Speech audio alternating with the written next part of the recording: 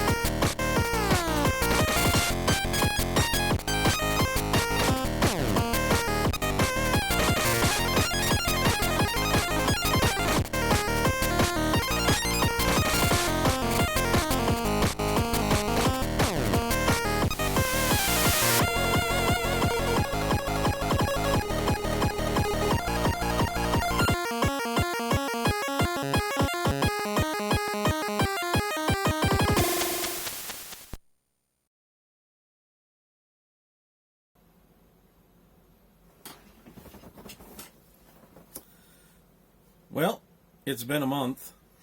It's actually been a little longer than a month. I had about 2/3 of this video recorded, and my business got really busy, and I had some health issues, but we're going to finish it now. And what do I think of the chair? Well, it doesn't have as much padding as I was hoping it would. Particularly in the seat. The back, it doesn't have much padding either, but the lumbar support and the little pillow that attaches to the back of the headrest is this lumbar support here. Actually makes it feel like the back has a lot more padding than it actually does. Overall, it's rather comfortable. It's a little bit more comfortable than the $50 chair that I had before, or mid-back that I got, office chair that I got from Menards. The only thing I wish the arms were attached to the back. There's a Raid Max that I also looked at that had the arms attached. I didn't think it would be as big of a deal as I thought, but not having a place for my elbows is it took some getting used to. I've spent hours and hours and hours in this chair, playing games and watching videos and things like that. And I gotta say, it's really comfortable. And the reclining feature is a huge plus.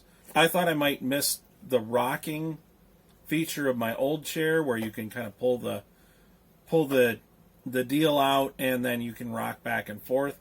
Honestly, I didn't use that a whole lot, and so the recline feature is actually, I've used that more than I ever used the rocking feature in my old chair, so, which was nice. But overall, I really enjoy it. I bought it for $105 on Amazon, which was a heck of a deal, and I got the last green one at the time. So overall, I'm for $109. I'm pretty happy with this gaming chair. So I really appreciate you guys watching, and stay tuned for new videos coming in 2020. Happy holidays.